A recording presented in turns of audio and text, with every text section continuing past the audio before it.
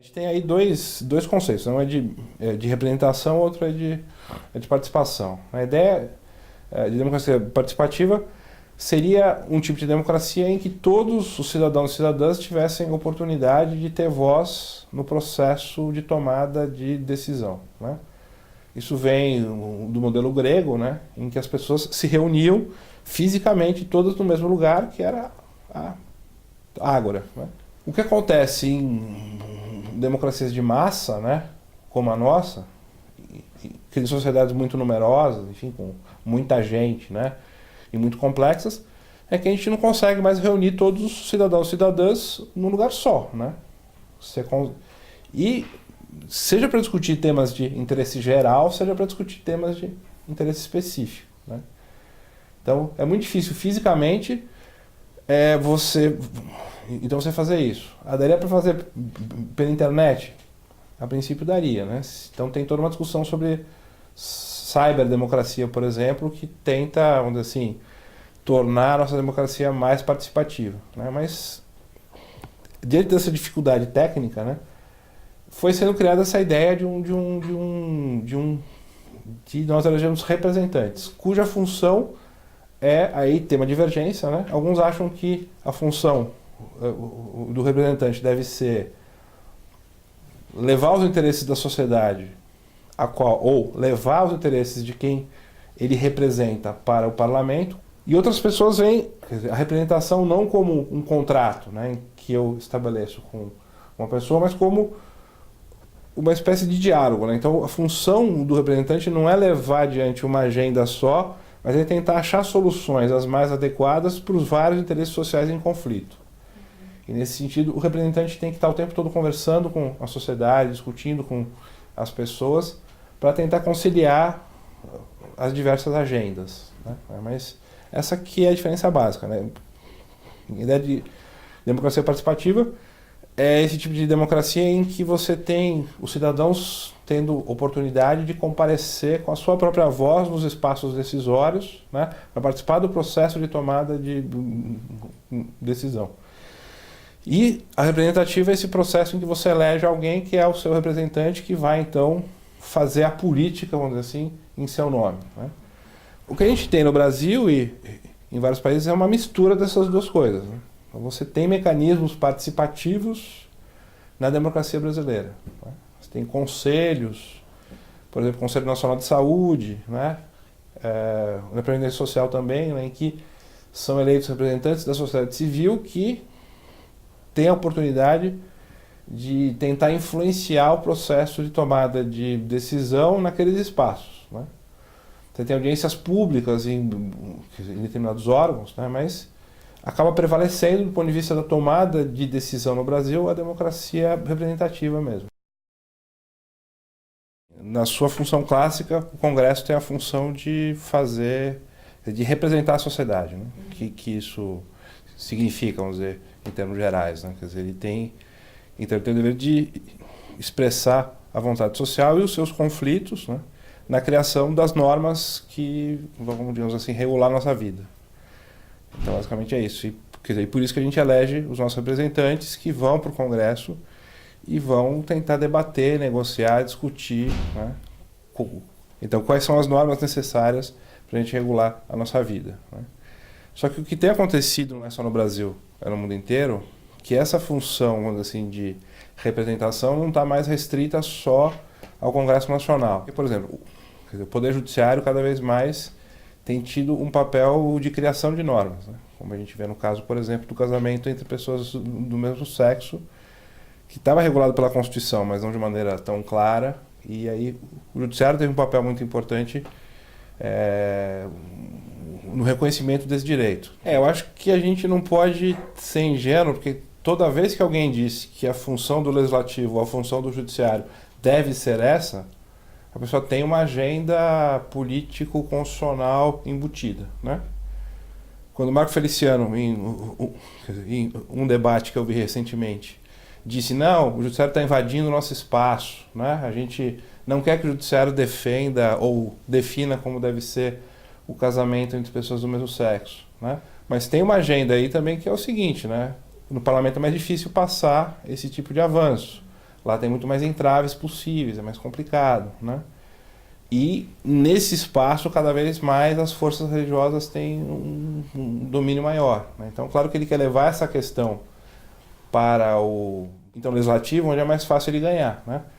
Mas, se fosse uma circunstância política diferente, se fosse um contexto diferente, provavelmente ele estaria dizendo, não, o judiciário está indo muito bem, está fazendo avançar direitos importantes, né? Então, a gente diz, bom, mas como é que o judiciário vai criar normas se ele não foi eleito, se ele não é representante da sociedade no mesmo sentido que um deputado, né, e um senador se eles não foram eleitos, né? Essa é uma discussão importante nos dias de hoje, né? Então, avança sobre o espaço do legislativo, esse é o modo de olhar.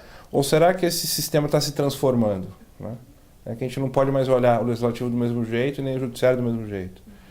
Porque a sociedade muda, a relação entre Estado e sociedade muda também. É sempre difícil o Estado abarcar todos os interesses envolvidos, porque eles estão em choque, eles não são plenamente compatíveis, né? E é muito difícil ter a capilaridade suficiente para abranger tudo, né? Aqui a gente tem esse problema da criação de um centrão, né, político, que é esse acordão assim, que foi feito, que começou a ser gestado ali já na Constituinte, né, um grupo do centrão que assim, tinha como objetivo evitar que avançasse a agenda dos direitos sociais e dos, enfim, direitos e alguns direitos políticos, né? E você não consegue governar o Brasil sem fazer acordo com esse grupo que gira em torno do PMDB. Tem um jogo ali dentro, né? Um jogo de poder, um jogo, né? O sujeito ele tem que ter na cabeça, isso não tem jeito, né? A eleição, porque se ele não for eleito, ele não faz o que ele precisa fazer, né? Então ele precisa agradar os seus eleitores.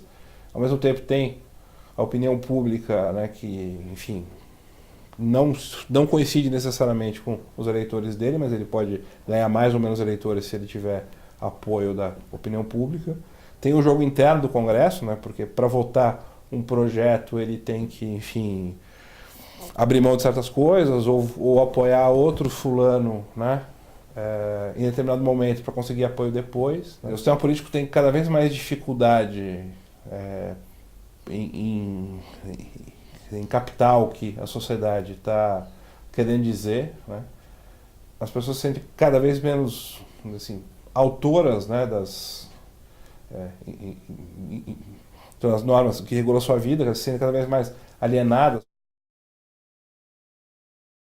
Então ninguém sabe muito bem, né, o que vai ser a solução ou como é que vai ser a solução, né? Acho que a única maneira de fazer qualquer tipo de pauta, ou qualquer tipo de pauta mesmo, da direita à esquerda, avançar no Congresso é expondo o que eles estão fazendo e fazendo pressão, é isso. Criar sites, criar grupos para cobrir o Congresso, discutir o que eles estão fazendo, né? Porque já se mostrou que essa pressão da sociedade, apesar disso não estar bem mapeada, eu acho, do ponto de vista da pesquisa empírica, mas tem um impacto, né? Você ter mobilização nas ruas, você expor o que essas pessoas estão fazendo lá, né? Mas a minha impressão geral é que tem uma espécie de postura meio autonomista, vamos dizer assim, olha, vamos deixar o Estado de lado, a gente vai fazer aqui, a gente vai criar aqui a nossa vivência, a nossa própria vida, o nosso próprio espaço, o nosso próprio modo de viver, as nossas referências, né? Sem necessariamente passar pelo Estado.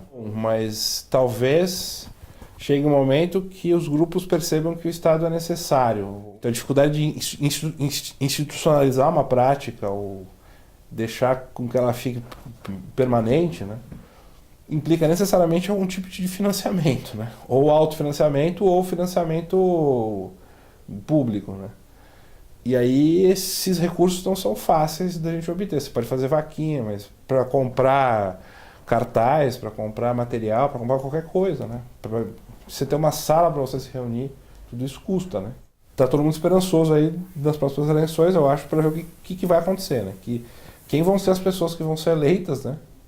Não vai ter mais financiamento público, né? Isso é uma coisa importante, né? Não sei como é que os candidatos vão financiar as suas campanhas, provavelmente vai ser só com o fundo partidário, porque ninguém vai querer colocar dinheiro nisso, quer dizer, depois de tanta prisão, né, de tanta com a Lava Jato, né, não sei se alguma empresa vai ter interesse em colocar dinheiro nas eleições.